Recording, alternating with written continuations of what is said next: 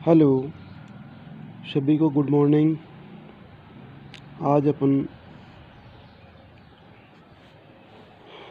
Corona के प्रभाव को देखते हुए ऑनलाइन क्लास के अंदर आज अपना दूसरे दिन टॉपिक स्टार्ट करेंगे। इस वीडियो को आप सभी लोग ज़्यादा से ज़्यादा समझना और नहीं समझ में आए तो ग्रुप के अंदर सभी लोग जिस टॉपिक के बारे में जिस के अंदर आपको समस्या हो उसके लिए आप क्वेश्चन लिख के डाल देना, जिससे कि आपके क्वेश्चन को आपको बेहतर रूप से समझाया जा सके। ठीक है।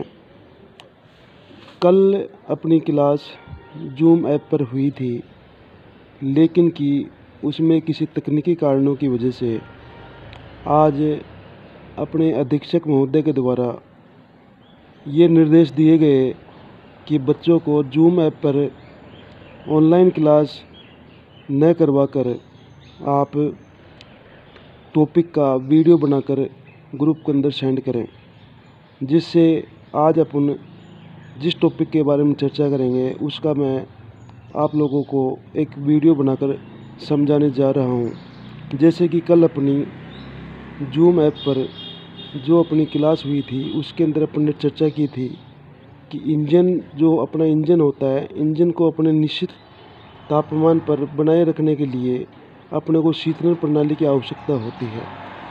उसके अंदर अपने कल जो पढ़ा था उसका इंजन शीतलन प्रणाली का परिचय पढ़ा था। साथ में ही अगर इंजन शीतलन प्रणाली के अंदर अगर इंजन के अंदर यदि शीतलन प्रणाली का यदि अभाव हो तो उसके अंदर क्या क्या इंजन के अंदर दोष होते हैं। जैसे कल अपन ने चर्चा की थी, प्री इग्निशन दोष होता है। प्री इग्निशन का मतलब ये होता है कि इंजन के अंदर फ्यूल समय से पहले जल जाना होता है। और एक नॉकिंग होती है, नॉकिंग भी एक प्रकार का दोष होता है कि जब इंजन अत्यधिक गर्म हो जाता है शीतलन प्रणाली के प्रभाव से, यदि अभाव रहता है तो इंजन ज़्यादा गर्म हो जाता है तो उसमें एक नॉकिंग का दोष आता है। नॉकिंग किसे कहते हैं? नॉकिंग उस चीज़ को कहते हैं कि इंजन के अंदर जब दो पार्ट चलते हैं तो आपस में घर्षण से जो आवाज़ उत्पन्न होती है उसे नॉकिंग कहते हैं। ठीक है।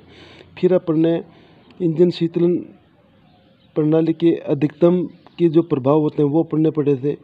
फिर अपन ने उसके बाद में इंजन के अत्यधिक गर्म होने से क्या प्रभाव होते हैं इंजन पे के ऊपर, वो अपन ने पढ़े थे। फिर उसके बाद में अपन ने एक अगला टॉपिक जो लिया था उसी के साथ में कल जो अपनी गूगल ऐप के में जो अपनी जूम ऐप के ऊपर जब ऑनलाइन क्लास हुई थी तो उसमें ऊष्मा संचार हीट ट्रांसफ़र कैसे कैसे होती है। हीट ट्रांसफ़र के अंदर 3 विधियाँ होती हैं। एक चालन होती है। चालन की जो क्रिया होती है वो मुख्यतः ठोस के अंदर होती है, और दूसरी होती है संवहन की क्रिया होती है। संवहन की जो क्रिया होती है वो तरल के अंदर होती है, और जो तीसरी जो होती है विकिरण होती है, वो रेडिएशन किरणों के माध्यम से उसमें जो किरण होती हैं तीसरी, तो उनके माध्यम से ये क्रिया होती है। आज अपन जो इसका अगला जो भाग शेष है उसके ऊपर चर्चा करेंगे। तो अगला जो भाग शेष है उसके अंदर अपन इंजन शीतलन विधियाँ पढ़ेंगे। इंजन को शीतलन करने की जो विधियाँ होती हैं वो अपन पढ़ने जा रहे हैं। ठीक है। तो उम्मीद करूँगा आप सभी लोगों से कि आप सब लोग इस चीज़ को समझोगे और समझ के और सीखने का प्रयास करेंगे। ठीक है। और फिर भी यदि किसी स्टूडेंट को समझ में नहीं आता है तो वीडियो देखने के बाद में आप सभी लोग जिस चीज़ के बारे में आपको समझ में नहीं आया उसको क्वेश्चन बनाकर ग्रुप के अंदर डाल देना, जिससे कि मैं उसको आपको एक वीडियो बना के और उसके अंदर डाल दूंगा, जिससे कि आपको बेहतर समझ में आ जाए।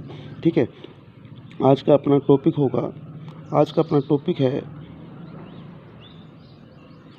टॉपिक है इंजन शीतलन की विधियाँ। इंजन शीतलन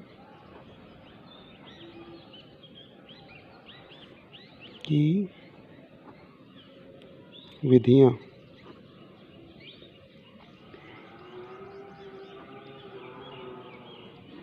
जैसे टॉपिक का नाम लिखा गया आप लोगों को समझ में आ गई होगी कि इंजन शीतलन की विधियां से प्राय अपन ये समझते हैं कि इंजन को ठंडा करने के लिए कौन कौन सी विधियां प्रयोग में ली जाती हैं, जिसके अंदर ये 2 प्रकार की विधियां होती हैं। ठीक है, कौन कौन सी होती हैं 2 प्रकार की विधियां? पहली है वायु शीतलन प्रणाली। दूसरी विधि होगी अपनी इसमें जल शीतलन प्रणाली। इंजन को 2 विधियों के माध्यम से अपने निश्चित कार्यकारी तापमान पर लाया जाता है। ठीक है, आज अपन जो पढ़ेंगे, जिसके बारे में जानकारी लेंगे, उस विधि का नाम है वायु शीतलन प्रणाली। ठीक है, तो आज अपन वायु शीतलन प्रणाली के बारे में जानकारी लेंगे। वायु शीतलन प्रणाली। ठीक है, आज अपन जानेंगे कि वायु शीतलन प्रणाली कैसे इंजन के अंदर काम करती है, कैसे काम नहीं करती है और कैसे किन किन इंजनों में काम करती है। ठीक है।